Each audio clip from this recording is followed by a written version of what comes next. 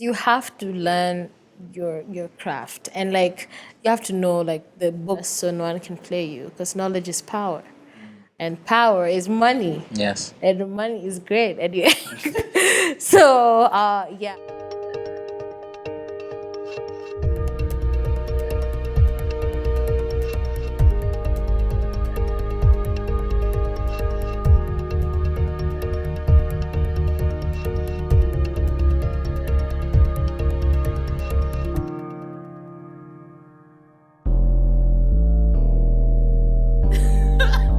Valerie Muthoni is a fast-rising songwriter, recording artist, and performer.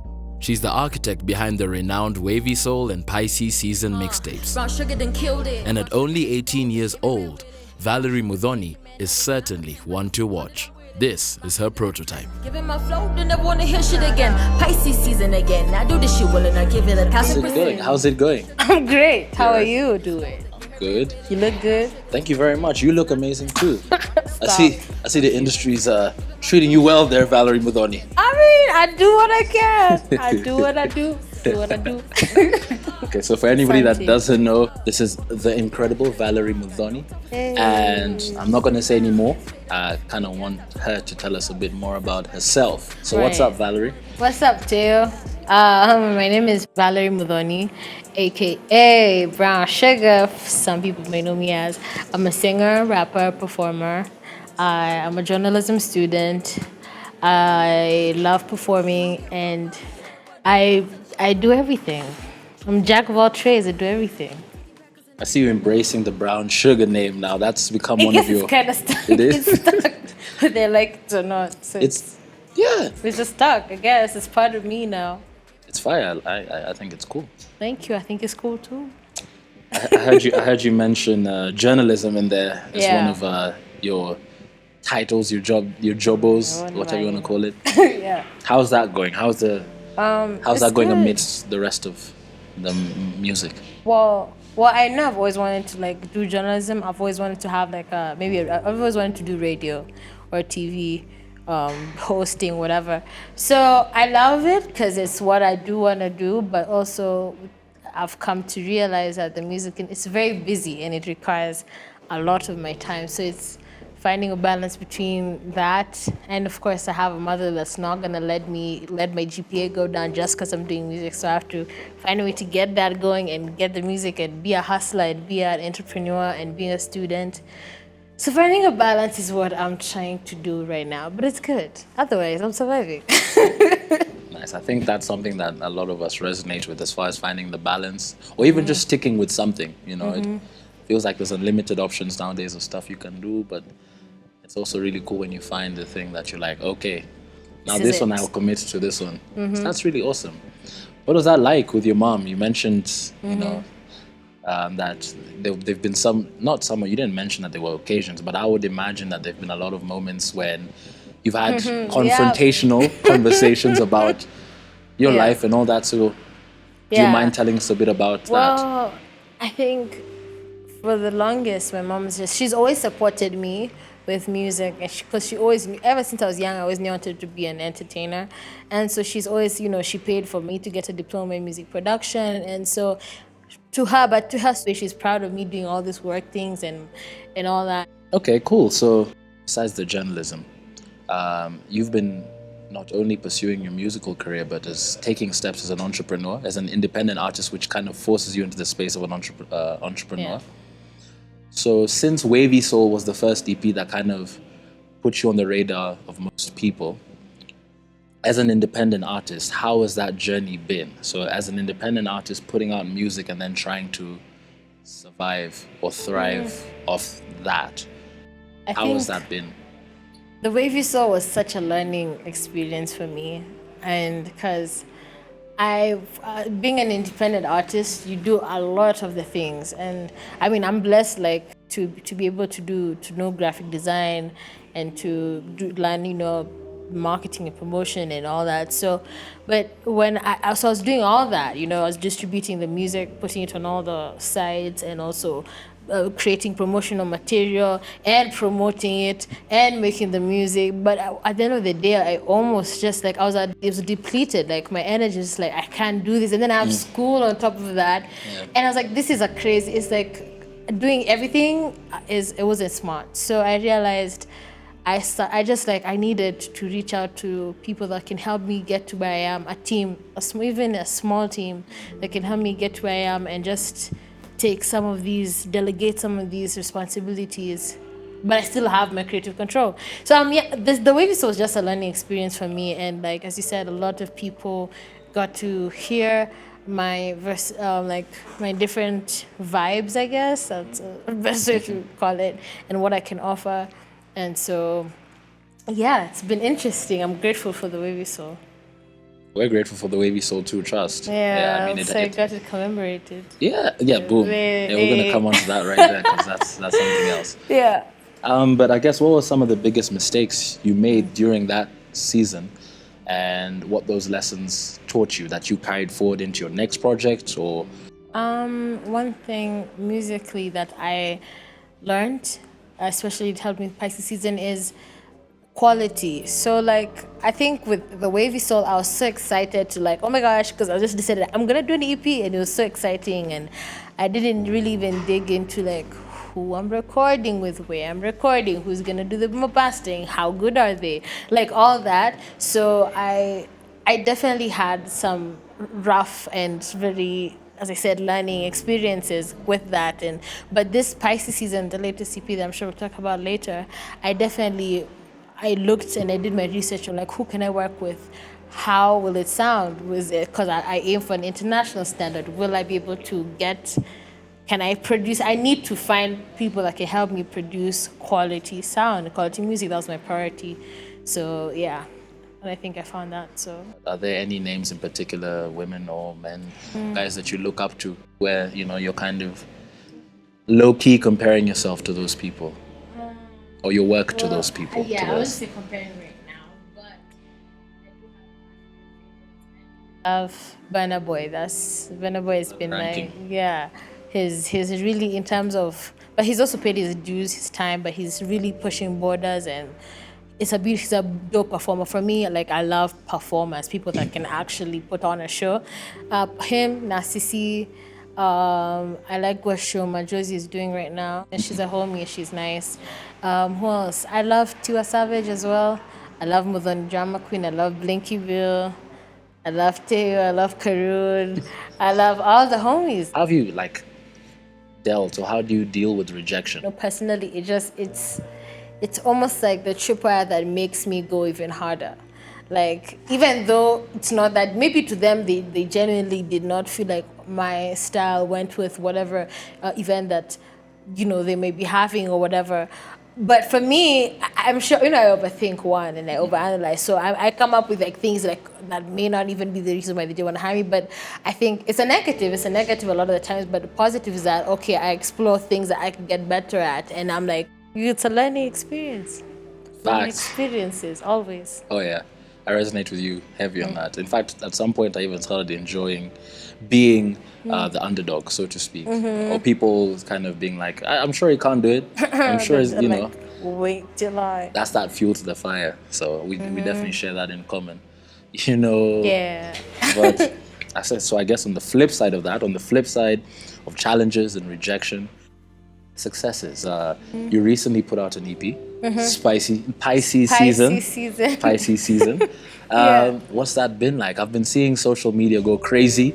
Oh wow! Who's this Valerie Muthoni? Valerie Muthoni's name is everywhere. So tell me a bit about that. Sometimes I forget that I actually have like some people listening. It's crazy. You got love out here. It's crazy. Pisces season, it was I didn't plan it. Like literally after the Wavy Soul I mentioned, I was like so dried out. I'm like, I'm tired. I don't want to go to the studio. I don't even want to see a studio. I just want to, But I woke up one day and decided, hey, why not just give these guys an EP? So it was my birthday EP. It was three different genres of hip hop / trap, Afrobeat, and what's R&B feature bass. So for me, I'm like, I'd like to say I pride myself in being versatile. So a lot of times people have frowned upon the idea of like, they're like, stick to one thing and like solidify your name in that. But I'm like, oh, I'm going to do an EP and it's going to be 3, like, and no one will tell me nothing. So once I did that, I love the reception that it's gotten. It's because like, everyone has a favorite. Everyone, if you don't like hip hop, you can find Spicy SZN. If you don't like, so there's something for everybody. So now I'm just working towards maximizing the rollout after the EP, and I love how it's putting me in a work mode all the time. That's really sick. I mean, you're definitely a highly productive person generally. How important is like goal setting for you? I always said, like last year I set a list of goals, just goals I wanted to do, and some were kind of far-fetched, some were not.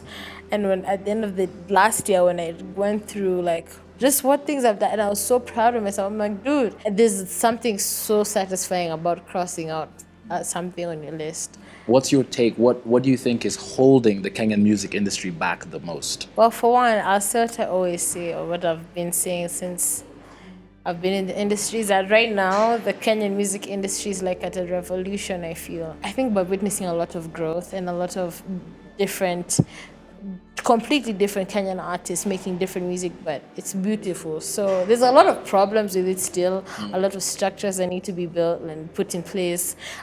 Government is one thing that I was like wondering what is holding Kenyan music back or the industry back, or I'd say they're slowing the process. Kenyans know the history of how, the government is very, I'd say, suppressive in like with the creative industry. You can't shoot your own, CBD country. You can't make certain type of films you can't express yourself in certain types of ways.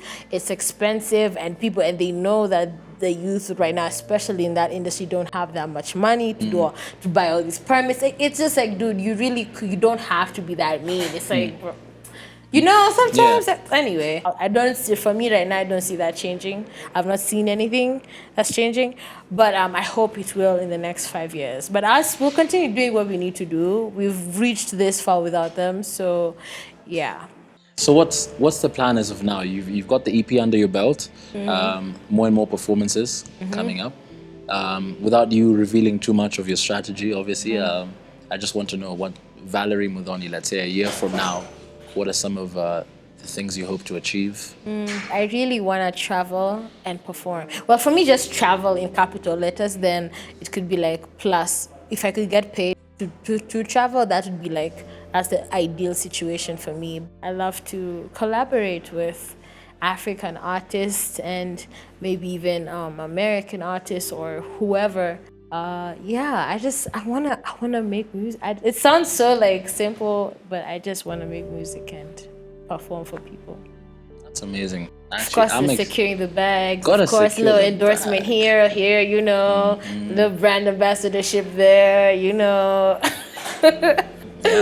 Yeah. You deserve that in many a brand, yes. That's amazing. That it takes me back to when I got to tour for a little bit and I just got that exposure. It really opens up your mind to what it means to be a musician. How difficult has it been to just get people to listen to your bars, to listen to your lyrics? Because I feel like anytime I'm at a gig and it's like a female performer comes on stage and it's either a rapper or a singer, automatically as guys were like, hey, check this babe out on stage. It's just like, so how difficult has it been for you in moments to just kind of be like, all right, listen to the story? My journey in the industry, I just have to I thank God all the time, because it's definitely been more, not faster, but like I've just been blessed, and I'm so grateful. So I think for me, one I'd say is that when I rap, I think people just listen. It's not even like on any cocky BS, but it's like the people will.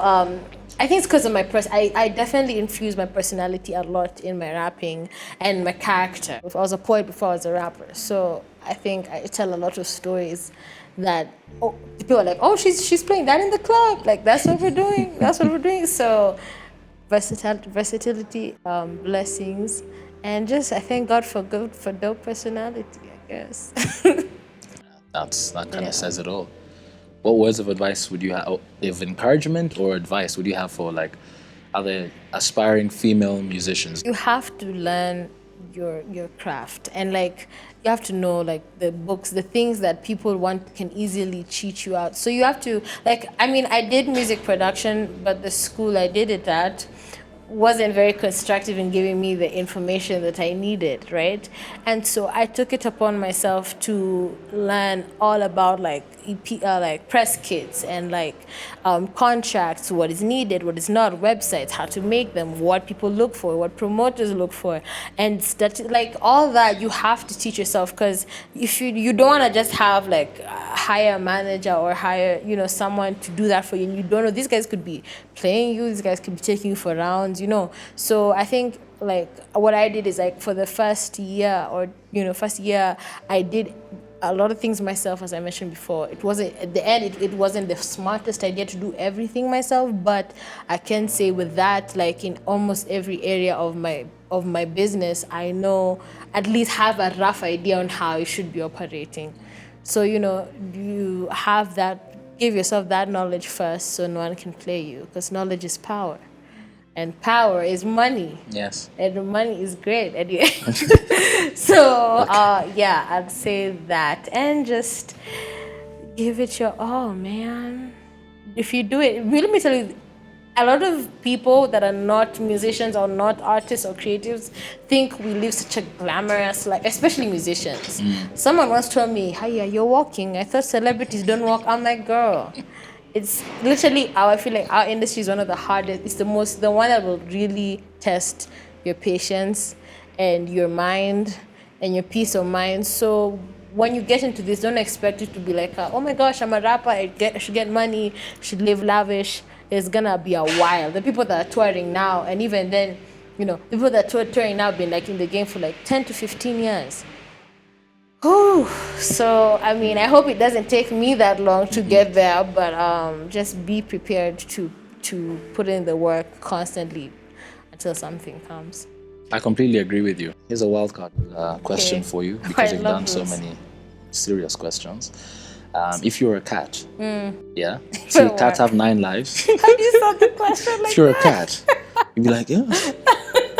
So if you're a cat and cats have 9 lives, what life would you be on now? Based on the risks you've taken and just all you. I'd probably only be on my second or third. Because like I'm pretty young, so I still have a lot more messing up to do.